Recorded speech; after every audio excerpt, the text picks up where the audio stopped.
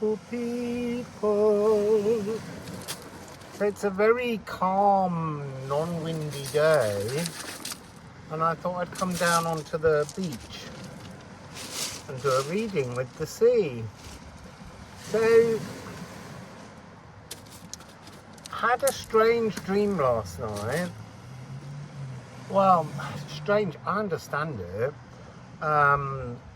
It's to do with there being an energy. Look, these readings I've been doing recently talk about the eclipse, and I was thinking that the eclipse was a series of columns. It's actually just two halves with a place in the middle to transform energy. But there's something leading up to it, which is a stagnant, a test. We're being tested to see if we can overcome ordinary triggers. And when you get to that energy frequency, then you're going to be tested in the astral with an energy of nightmarish sort of moments which you mustn't react to in the dream state either. I don't get nightmares, but last night there was a weird black, dark, shadowy creature, monster, dog, pig, I don't know, a thing, and it was outside a window on a balcony, and I was sitting building a symbolic circle, and it suddenly appeared at the window to try and frighten me in the dream state, in the astral, to test whether I'm ready to move forwards. And I ignored it because I was busy. I was doing something much more interesting than this frequency. And then I kept thinking, I should have just had a look to see what it was properly, because it kind of jumped in and went boom, and then it vanished. And what I realized was it's more scared of me than I am of it. And that's an important frequency for us to get to, because there is a kind of dream, stagnant, labyrinth frequency that helps to stop us and hold us in the stagnant labyrinth in the physical 3D. And so I feel like I'm getting to the point where I'm about to release all the ties to that reality. And I remember a long time ago, while I was in Mexico, tuning in to the energy out there, and there are a lot of, I want to call them kind of bloodline wizards who dabble in the darkness. They can't help it. They were born and they adore and they love the energy, the comfort of fear, because they understand another side of the fear. And so they enjoy, well, they're like, everyone was frightened of them, but even when we tuned into them, I knew that they couldn't really harm me, because the point is we are the light, and our light is more frightening to them than their darkness is to us. But they try to instill the notion of all the terrible fears in the darkness. In the darkness are the nutrients for us to switch all our lights on.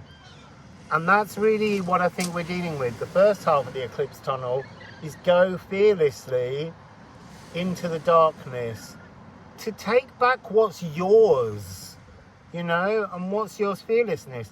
That's the nutrient. That's the nutrient you're seeking, to be fearless. The nutrients that when put together post Null Island on the 25th, they just create so much light that it burns these people. So, sorry, I was going to say, when we tuned into them and I said they couldn't hurt me, I knew they couldn't. But I know they can frighten us. They can frighten me.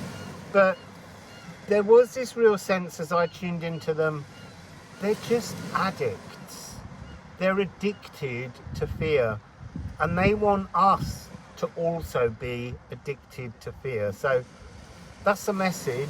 You can switch off now, or you can see if there's anything else that wants to be added to it, but that is the message. Don't be an addict to the fear. That's what they want. And they will find as many different ways as possible to trigger fear addiction in us.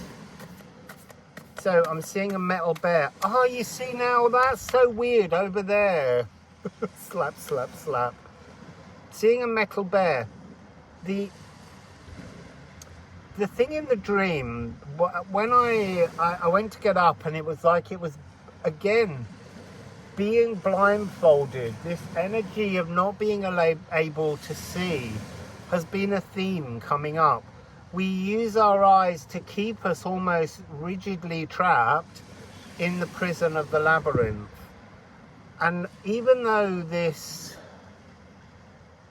was some kind of shadow figure, it felt also like it was a huge power bear, whether it be the power of Mother Bear in us, this waking from hibernation frequency. There you go, look. Night. This is how they use all of that energy and turn it on us.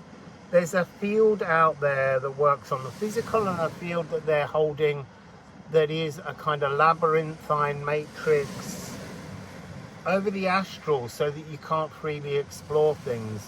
Don't fear them anymore. I mean, if anything, pity them. Pity them because they can't live in the light. They're so addicted to the darkness and the fears, they can't get there. Evoke the resolve from the lands of the midnight sun. There's a clue. So you might want, during the eclipse tunnel, if it's at all possible, to, after Null Island, to have some sleep time during daylight. So one of the messages that was coming through very strongly was, we are aligned to the stars. And we almost need to, before going to sleep, because the sun, our sun, we're aligned to the sun as well, because it is a star. But we're also aligned to stars. There's a whole complex webbing that leads us all to different stars. And through multiple stars, because they're showing galactic pathways. So we have to align with this kind of energy before going to sleep, because by remembering to trigger our inner shine, then we get to be, I don't want to say protected, but connected. We get to be connected to a frequency that these trolling addicts can't deal with. That's really fascinating. There was another thing to come out of that energy. So yes, take after the 25th, you then want to start trying to have some sleep time during the day, during the time when the sun is still out, because it will deliver different astral messages.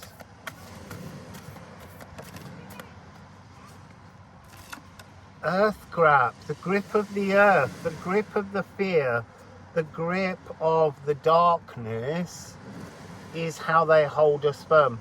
They block our life force. But they're meant to.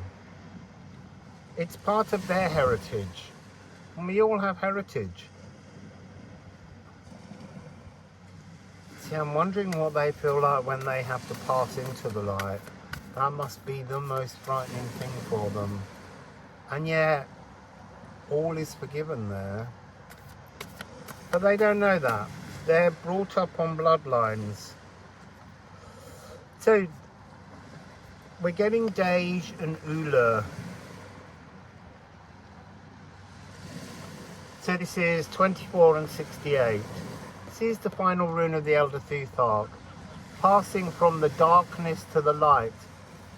That's exactly what this exercise is all about with this eclipse tunnel. So we get the lunar eclipse, the darkness, and then the solar eclipse coming back out into the light. But there's something here with this card representing all the senses. And that's been another of the messages that's been going through these readings a lot at the moment.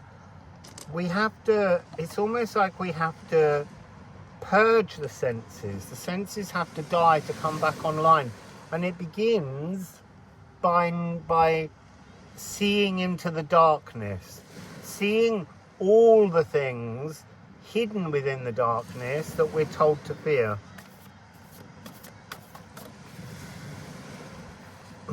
I feel like it's not this deck, but I'm just going to give it... So, okay. Doesn't want to do it. Let's switch to the musical Alchemy of Astrology. So, musical Alchemy of Astrology, what do you want to add?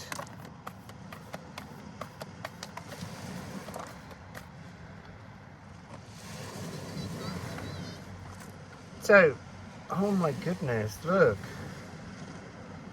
It's Chariklo conjunction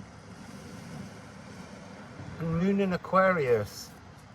The Chariklo frequency is coming across, it's a graceful enforcer of boundaries. So it's an opening chord. It's almost like gracefully enforcing a deeper, stronger, and more powerful connection to allow love to pour into the astral. And that will in turn go all the way through your cells, and then from your cells it will go into the physical world.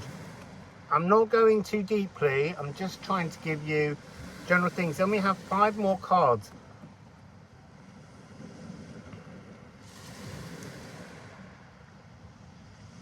You see, I'm wanting to immediately say 1934. I don't always, but there is a very strong ancestral connection to the time period 1934. I mean, that was the Great Depression, and the card of Night is about how we create depressions.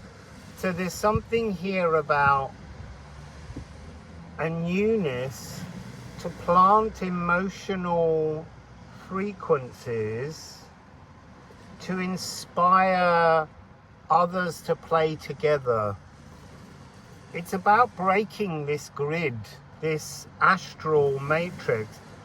This is the seat of the soul feeling eased emotional justice, the sacral and the higher heart.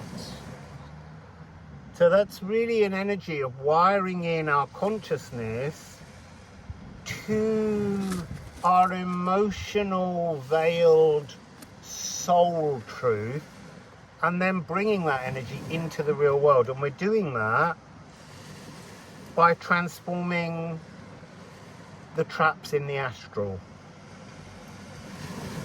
Interesting. See, look, Make is the timbre of the natural world, but it's also standing victorious. It's a really important frequency.